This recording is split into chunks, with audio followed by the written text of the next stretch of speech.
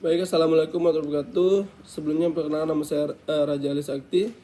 Sini saya akan mengumpulkan tugas blog di blog Moy NPM saya 271. Sini saya akan menjelaskan tentang inflamasi. Jadi inflamasi ini ada peradangan adalah respon alami dari sistem kekebalan tubuh saat sedang melawan penyakit yang disebabkan oleh infeksi virus atau bakteri, cedera atau racun tertentu. Jadi jenis-jenis inflamasi ini terdapat dua jenis inflamasi, yaitu akut dan kronis. Jadi akut ini adalah jangka pendek yang biasanya berlangsung selama beberapa jam atau hari.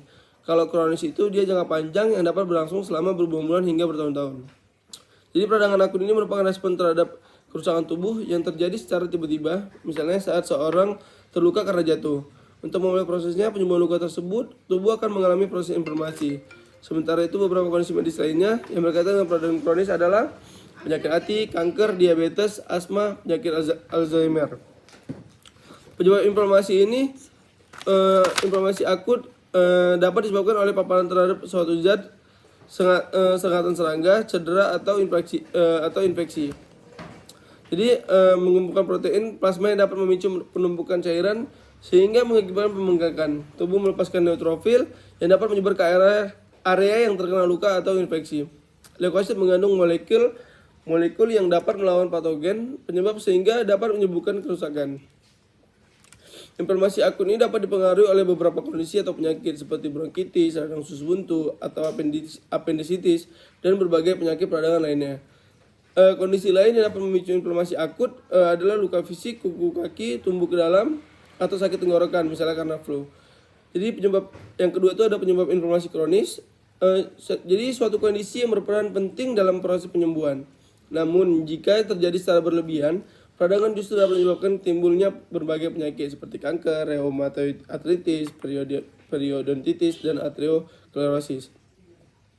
Inflamasi kronis dapat berkembang ketika seseorang hipersensitivitas, menderita penyakit autoinflamasi, menderita gangguan autoimun, mengalami peradangan akut terus-menerus, terkena paparan bahan-bahan iritan dalam jangka panjang, misalnya bahan kimia industri.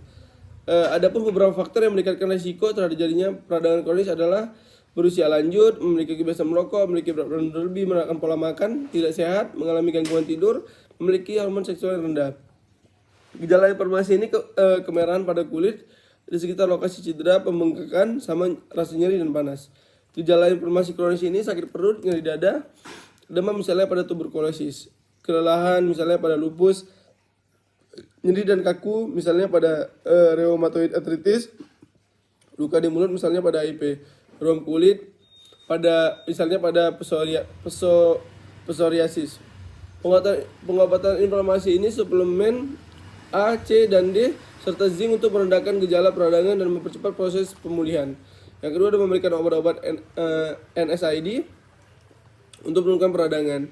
Yang ketiga adalah memberikan suntikan steroid untuk meredakan gejala peradangan pada sendi atau otot tertentu. Namun setiap orang tidak diperbolehkan mendapatkan lebih dari 3 atau 4 suntikan steroid di bagian tubuh yang sama per tahunnya, atau harus sesuai dengan anjuran dokter. Baik, mungkin itu saja video yang bisa saya sampaikan. Kurang lebih saya mohon maaf. Assalamualaikum warahmatullahi wabarakatuh.